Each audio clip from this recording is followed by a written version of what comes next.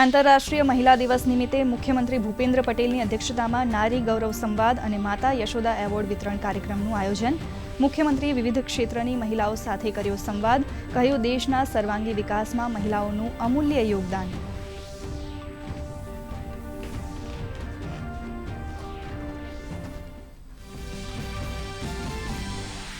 ભાજપે રાજ્યસભાની ચૂંટણી માટે કેન્દ્રીય નિરીક્ષકોની કરી નિયુક્તિ। નાયબ મુખ્યમંત્રી હર્ષ સંઘવીને સોંપાઈ હરિયાણાની જવાબદારી। હર્ષ સંઘવી હરિયાણાના કેન્દ્રીય નિરીક્ષક તરીકે નિભાવશે જવાબદારી।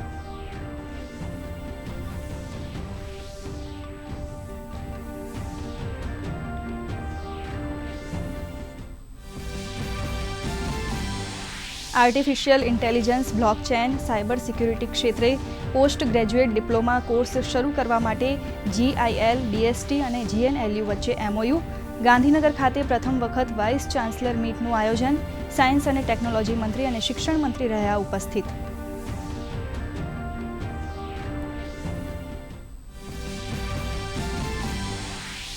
આત્મનિર્ભર ગુજરાત યોજના હેઠળ અમદાવાદ જિલ્લામાં MSME એકમોને ₹6,283 લાખથી વધુ વ્યાજ સહાય ચૂકવાઈ હોવાનું જણાવતા ઉદ્યોગ રાજ્યમંત્રી।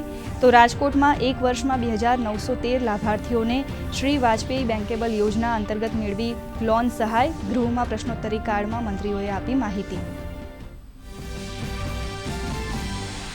રાજ્યસભામાં વિદેશ મંત્રી ડોક્ટર S જયશંકરનું પશ્ચિમ એશિયાની સ્થિતિ પર નિવેદન।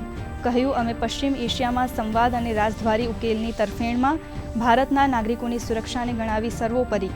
સંબંધિત દેશોને તણાવ ઘટાડવા, સંયમ રાખવા અને નાગરિકોની સુરક્ષા સુનિશ્ચિત કરવા કર્યો અનુરોધ।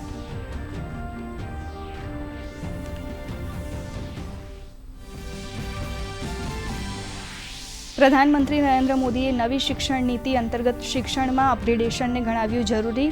શિક્ષણ વ્યવસ્થાને અર્થવ્યવસ્થાની વાસ્તવિક જરૂરિયાત સાથે જોડવાની પ્રક્રિયા પર મૂક્યો ભાર।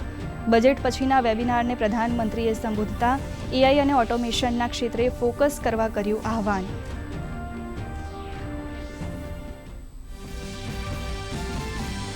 પશ્ચિમ એશિયામાં ચાલતા સંઘર્ષ પર ભારતની નજર। ભારતના નાગરિક ઉડ્ડયન મંત્રાલયે 9 આંતરરાષ્ટ્રીય રૂટ પર 78 વધારાની ફ્લાઇટની કરી જાહેરાત। 10 થી 18 માર્ચ દરમિયાન ફ્લાઇટનું થશે સંચાલન।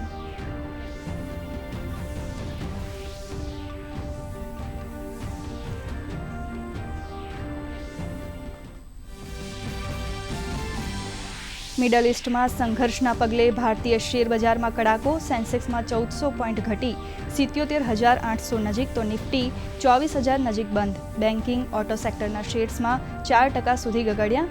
રૂપિયો અત્યાર સુધીની સૌથી નીચલી સપાટીએ, તો ક્રૂડ ઓઇલ વર્ષ 2022 બાદ થયું સૌથી મોંઘું।